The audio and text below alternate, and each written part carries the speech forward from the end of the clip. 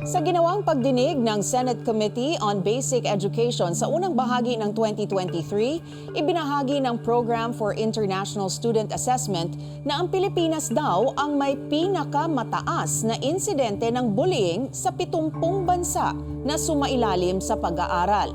Ayon naman sa United Nations, 50% ng kabataang Pilipino edad 13 hanggang 17 taon ay biktima naman ng cyberbullying.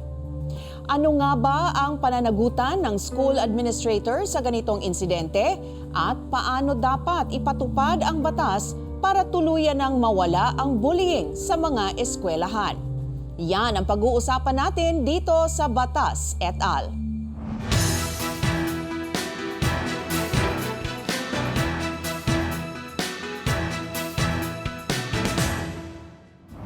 Magandang araw Pilipinas at salamat sa muling pagsama niyo sa amin dito sa Batas et al. Ako po si Menchu Macapagal.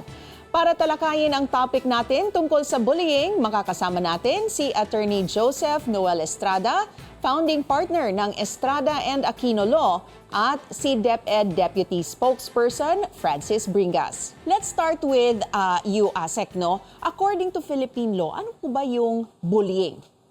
Well, yung bullying are acts that are committed by learners against a fellow learner within the school. I mean, within the school or during any school activity, even outside school premises. Basta it's a school activity. So they may be physical, emotional, verbal, or even cyberbullying. So yun yung ating definition ng ating bullying. So it's a learner against a fellow learner. Oh, okay. So, sinasabi kasi sa batas parang school age, di ba? Yeah. Yung mga students, this law covers school age individuals. So when you say school age, may age bracket lang ba to? Yes, meron. Mention, no? Ang school age kasi natin is 5 to 18.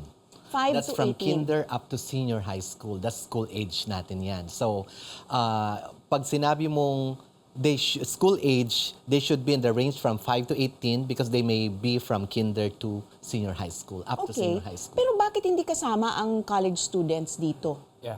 Yung kasing batas natin, yung RA 10627, yung Anti-Bullying Act, ito ay very specific sa sa bullying in elementary and secondary education. So hindi siya nasama dun sa scope yung ating mga estudyante sa college. We all know na meron ding bullying na happens also in the tertiary level, di ba, in universities and even outside of the school setting. So parang it's interesting that this really focused on the basic education. What is the reason for that? Kasi ang nung mga panahon na yon, kung natatandaan ko, 2013 pa kasi itong batas na ito ang talagang focus nun yung maraming incidents ng bullying dun sa mga nakababata. Kasi ang statistics talaga, pinakamarami yung yung between 10 to 12 years old, no? Okay. Yung mga panahon na yon. So, syempre gustong i-focus siguro nung batas, lalo na yung ahensya, yung Department of Education, ito yung pinakamaraming estudyante talaga, no?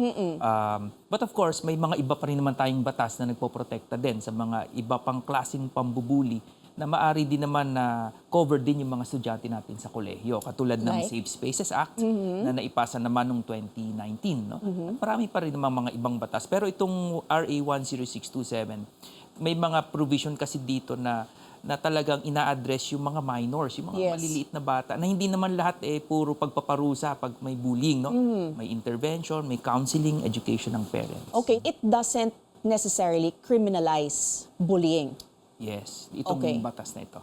Okay. Now, Asek, kanina sinabi mo nga po no, that it only covers a certain age range. Pero ngayon, naging common na rin na yung older people go back to school to earn their diploma or whatever. If enrolled sila, pero over sila dun sa age na set, parang age bracket na sinasabi. Doon sa guidelines kasi natin na inisyo ng Department, as Department Order 55, nakapaloob na dyan na so long as you are a student in that particular school, you should be covered by these guidelines on anti-bullying. And even prior to the Anti-Bullying Act kasi meron na kaming child protection policy in the department that was issued in 2012 prior to the passing of the law. So talagang we recognize na the department meron talagang mga ganyang incidents in all our schools, and then we are thankful na nagkaroon na nga yung Anti-Bullying Act para ma-reinforce yung aming child protection policy. Okay, well, I understand that bullying can really take place anywhere. Pero bakit mas karaniwan ito sa yung mga 13 to 17 years old base sa survey? Ayon kasi sa mga pag-aaral, no, kaya naipasa yung batas, may yung essence kasi ng bullying, may tatlo yung imbalance of power, yung repetition, Okay. and then aggression, no. So yun ang, and when you say imbalance of power sa mga bata kasi hindi lang yan physical, minsan social, minsan you have more friends than the others. So kaya yung imbalance of power na yan, no, madalas nag-exist sa mga batang yon, and they don't know, they're not guided properly. Yun ang pinagsisimula ng bullying. Okay. Speaking of imbalance of power, kasi sinabi kanina that this is student to student lang ang covered nitong Anti-Bullying Act. What if it happens na a person who is in a position of power, like let's say a teacher or a coach in the school, binubully yung student nila, what happens? Well, technically, that's not bullying, no? Kasi kapag yung, kunyari, teacher to a student, child abuse na siya magpo-fall. Child abuse. Oo. So, hindi na siya mako-cover nung bullying na definition natin. So, marami tayong mga incidents din na ganyan where there are reported child abuse cases in our schools. And siguro kaya marami sa schools because if you look at it, yung exposure, I mean, yung oras ng bata, the wake-up time niya, Yes. yung 8 to 5, nandoon siya sa loob ng paaralan. Yes. So, i-compare mo yan dun sa time niya outside the school, mas marami nasa paaralan and then they have all the time in the school. So, commonly, mga cases natin ng bullying nasa loob ng paaralan. Well, ano nga ba ang pananagutan ng school administrators at maging mga magulang sa insidente ng school bullying? Pag-usapan natin yan sa pagbabalik ng Batas et al. Dito lang sa CNN Philippines.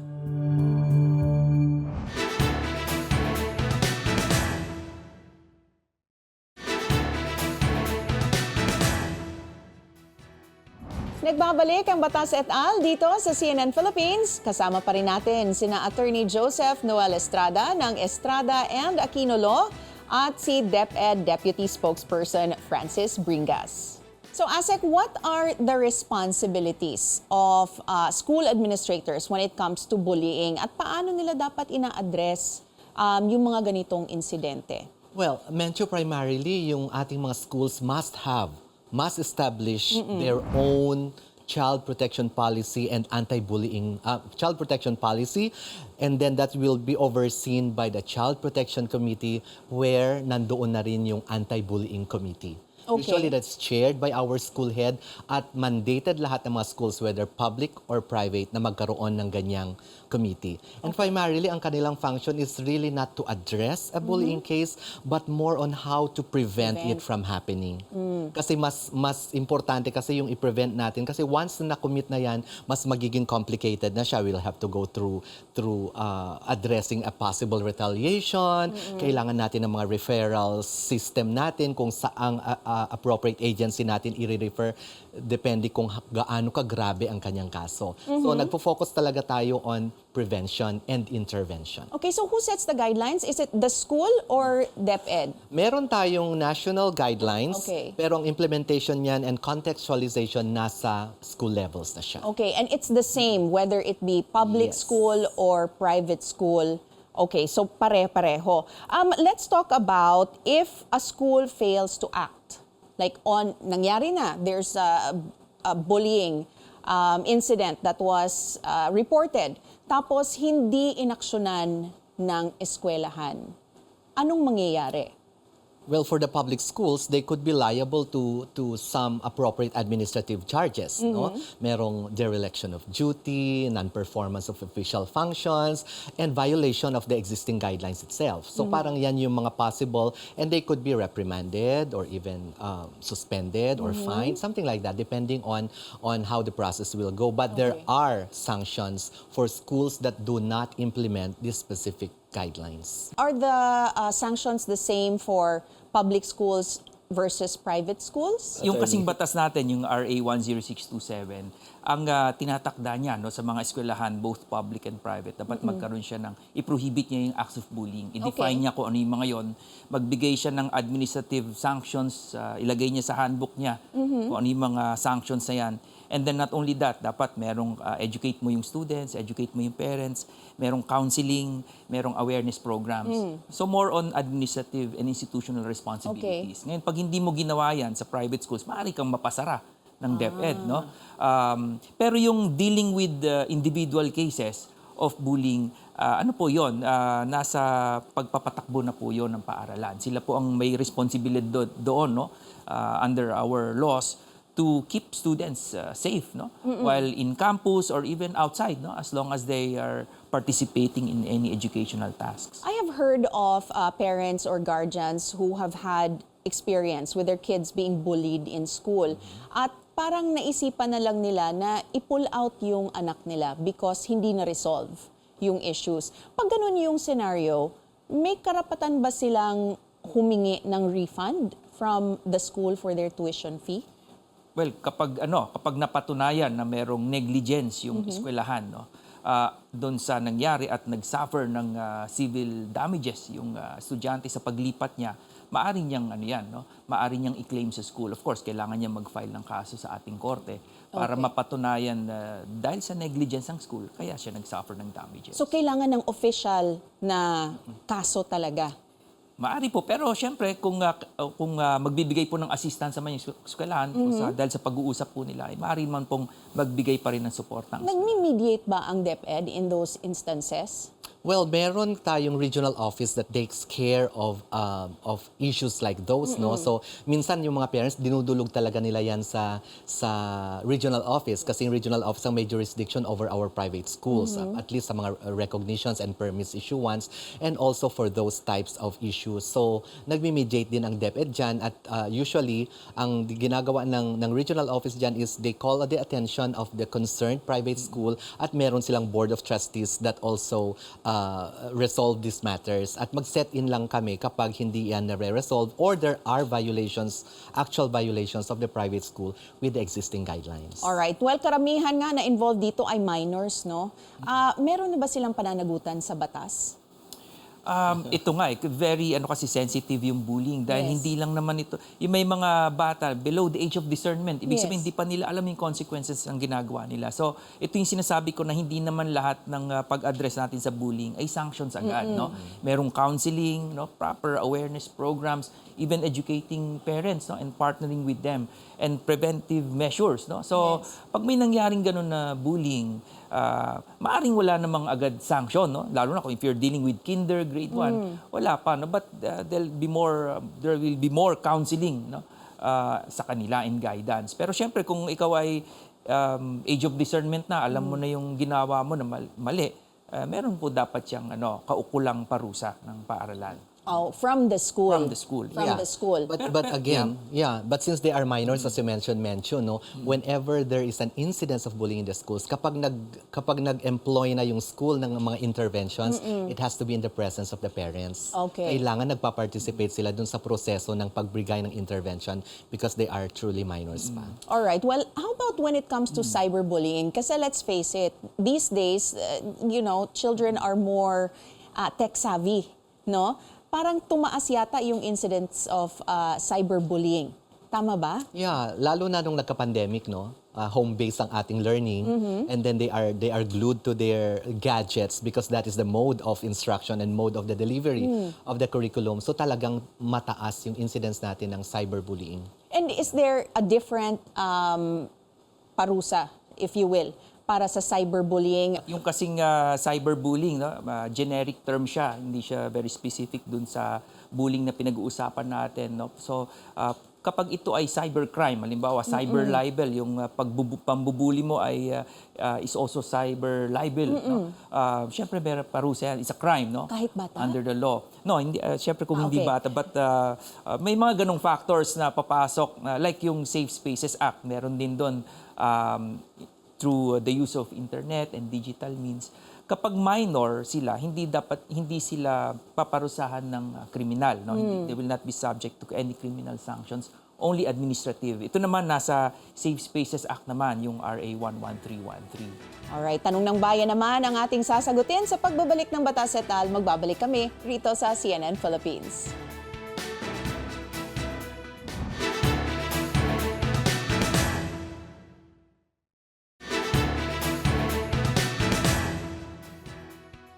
Nagbabalik ang Batas et al. Dito sa CNN Philippines. Sagutin na natin ang unang tanong.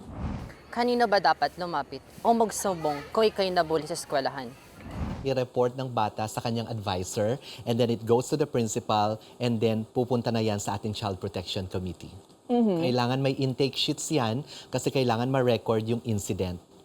Kasi kung wala kang intake sheets, yun yung una-una kasing dokumento na kailangan mo eh. So you have to have intake sheets bago pa yan i-treat doon sa committee natin. How important is confidentiality in these proceedings? Lahat ng proceedings natin concerning minors are all confidential. Okay. So, But what yan. if lang, just to play devil's advocate, what if somebody makes an accusation of bullying tapos mapatunayan na hindi pala totoo? Meron bang sanctions dun sa nag-accuse? Well, there could be under the handbook of the school. For example, if you make false accusations, meron ka rin namang kaakibat na sanctions para sa mga ganyan. So, it's outside the bullying case, but it is false accusation against another, then you could be liable based on another sanction or provision in the handbook. Kasama yan dun sa RA 10627. Nakalagay din doon yung false accusations. Dapat meron ding parusa na ibibigay yung school to discourage yung mga false reporting. No? Okay. While they encourage reporting, dapat hindi rin magamit ito, no, para sirain yung kapwa nila estudyante. So that's under RA 10627. Doon naman sa Safe Spaces Act, ganun din. No? But now, sa safe spaces, kasi nag-overlap din siya sa bullying, no? Pwede kang mag-report kasi anonymously. No? I see. Pero talagang tama yung sinabi kanina ni ASEC, talagang since we're dealing with minors, lalo na meron na tayong Data Privacy Act, we have to be keep in utmost confidence yung lahat ng detalye, hindi lamang pangalan, no? Sa lahat ng identifiable information about these minors, we have to keep them confidential. Okay. What if somebody is given a sanction by their school, sinabing, okay, you're guilty of bullying, you are expelled or you are suspended. Pwede pa ba nila i-appeal? Yeah, lahat naman ng mga decisions na yan are appealable. So if it is a sanction that is given by the school, it can be appealed at the level of the school's division office. Okay. Yan. And then it goes up to the regional office or even at the central office kung aabot pa doon. Alright. Narito naman ang isa pang tanong. Paano kung may nangyaring bullying sa labas ng eskwelahan? May pananagutan pa ba ang school administrators? Kailangan kasi pareho silang estudyante. No? So, regardless kung nasa loob kayo o nasa labas, kasi bawal ang bullying, di ba? In fact, kahit na ang involved ay parehong estudyante pero magkaibang eskwelahan, no? Sagutin pa rin yan ng eskwelahan. And it also talks about yung virtual learning platforms, no? Digital platforms. So may bullying din na nangyayari dyan, may pananagutan pa rin ang ating mga eskwelahan. Pero within what is reasonable, kasi hindi mo naman mababantayan yan 24/7. But this is for another topic, but I guess kaya importante rin yung role ng parents, no, under the law. Ito pa ang isa pang tanong. Pwede rin bang managot ang parent o guardian na ng bully? In a way, kung sa school mismo, kasi alam mo yung mga policies ng eskwelahan, lalo na when you deal with minors, ito naman talaga ay para sa parents eh. Kasi hindi naman yan mababasa pa or maintindi pa ng mga malilit na bata. So, kasama sila doon because they represent their children. Pero may pananagutan din sila sa batas kung halimbawa yung naka-injure or damage yung bata ng ibang bata, no? Because of failure to discipline them, no? At ang failure is attributed to the parents. Maaari po silang may pananagutan. Lalo na kung ang nagawa po ay amounts to a crime, no? So liability falls under the parents. Okay. Nung naisabatas ang RA 10627 o Anti-Bullying Act of 2013, may improvement na ba sa pagpababa sa bullying cases dito sa bansa? Well, as far as I know, nung naisabatas yan, nagiging mas okay yung reporting. I So see. you might say na yung increase niya ay dahil aware na sila na merong ganyang batas kaya nare-report na siya. In the past, siguro dahil hindi sila aware na merong ganyang acts na nangyayari sa kanila, they're not reporting it. But because they are more aware of what constitutes bullying, nare-report na yan. So tumataas yung ating statistics. Okay. Pero bago po tayo magwakas, baka meron po kayong mensahe sa publiko para maiwasan ang bullying sa eskwelahan. So sa lahat po ng mga parents, particularly stakeholders in education, tignan po natin na dapat pangalagaan natin ang karapatan ng bawat mag-aaral sa ating mga paaralan at gabayan natin sila ng todo-todo dahil kailangan nating maiwasan ang pagkakaroon ng problema sa bullying nasaan man yung mga bata. Attorney, meron ka bang huling mensahe? Well, para sa ating lahat, mga magulang at mga estudyante at siguro mga administrators ng paaralan at mga guro, no, siguro dapat magtulong-tulong talaga tayo to address bullying, no, at the earliest possible opportunity. And this is everyone's responsibility. No? It's already a late intervention when we talk about sanctions, penalties. No? Siguro mag-focus tayo dun sa promotion of a positive environment, less hate, no? More inclusive environment para mabawasan po ang bullying. Okay, maraming salamat sa inyong oras, Attorney Joseph Noel Estrada, founding partner ng Estrada and Aquino Law, at si DepEd Deputy Spokesperson Francis Bringas. Maraming salamat din sa patuloy ninyong pagsubaybay sa Batas et al. Magkita-kita tayo sa susunod na linggo. Ako po si Menchu Macapagal.